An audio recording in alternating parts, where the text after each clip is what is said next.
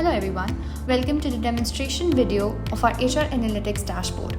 Using Power BI, it identifies key factors driving employee turnover, helping you make data-driven decisions to improve employee retention strategies.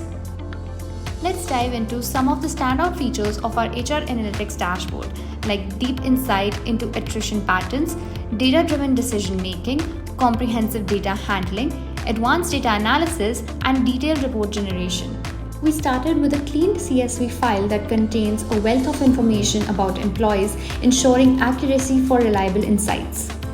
Our dashboard goes beyond presenting data by analyzing attrition rates, salary trends, and employee tenure.